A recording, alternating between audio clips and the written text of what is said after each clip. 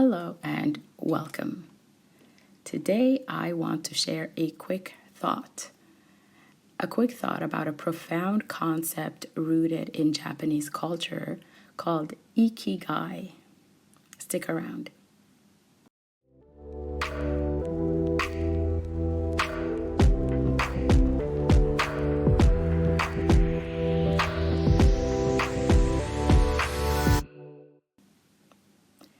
So, what exactly is Ikigai?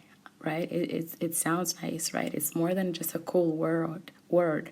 It's the essence, I guess, of finding your reason for being, the purpose that gives your life meaning and fulfillment. And so, what I could read from it, it originated from an island in Japan known for its residents' extraordinary longevity. Right, people lived long there, and they said that they lived, good lives. And researchers attributed this to their strong sense of ikigai. I hope I'm pronouncing that correctly, which is the harmony between four things. It's the harmony between what they love, what they're good at, what the world needs, and what they can get paid for.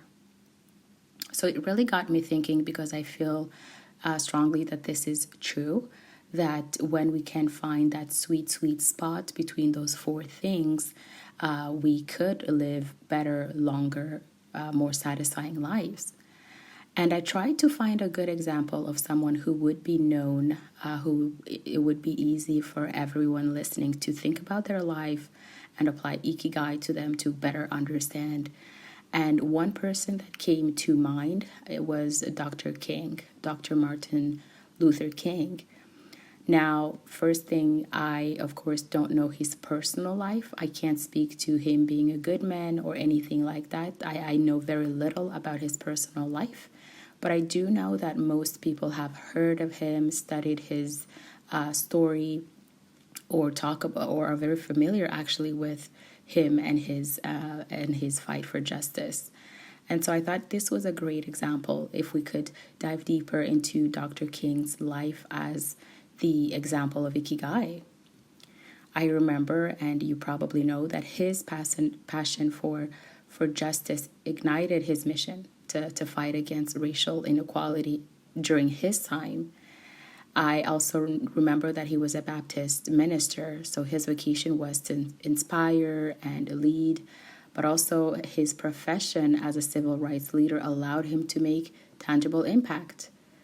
And so thinking about the fact that he mixed what he loved, or I guess his passion for justice, for a good living for all, mixed with his faith, where we know people are, God's children and that are equal in value in front of God, mixed with his, speaking talents and leadership skills, mixed with the fact that all of those talents and capacities made him able to have people and organizations contribute monetarily to his cause and allow him to make great impact, like I mentioned. These elements all fuse perfectly, and it gave him the resilience and the clarity needed to navigate turbulent times and inspire generations worldwide. And again, I'm speaking of what he is known for and not necessarily his personal life. Now, I'm sure I'm using Dr. King's story, like I said, because most of us know him, but it could be you, it could be me, it could be our parents, it could be your neighbors, it could be someone at work, people that inspire you because of the way they seem to be happy or the way they seem to be at peace.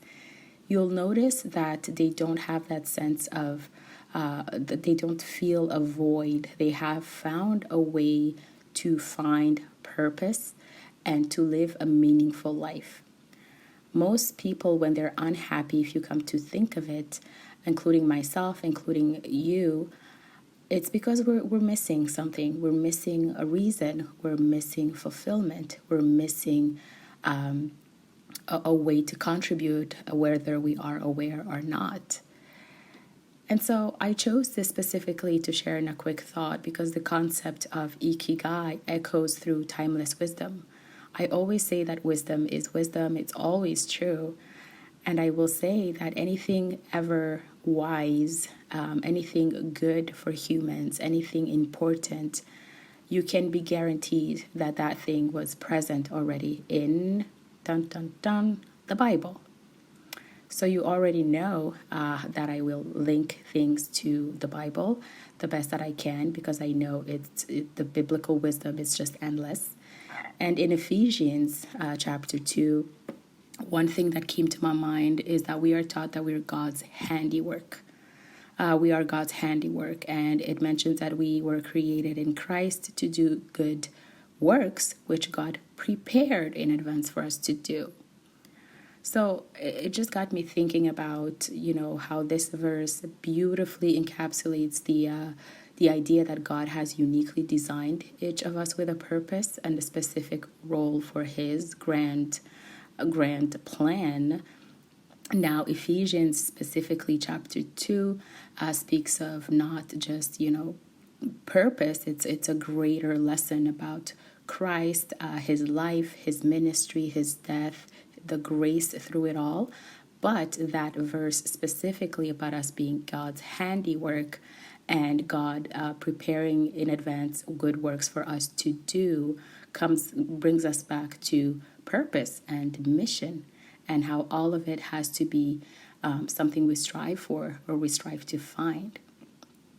So here is a question for you, and of course for me. What is your Ikigai, right? Have you identified that intersection where your passions, where your talents, and the world's needs align? How do you nurture this sense of purpose in your children, if you have children, or those around you, the people that you love? Now, I talked about Ikigai, but I'm sure there's many ways in many languages, in many cultures to say Ikigai. Let me know if you know this concept or if it's just kind of something we have in us. What it is called in your language, what it is called in your culture, how you personally call it. Maybe you have made up words for it. Again, wisdom is wisdom. There's nothing new under the sun.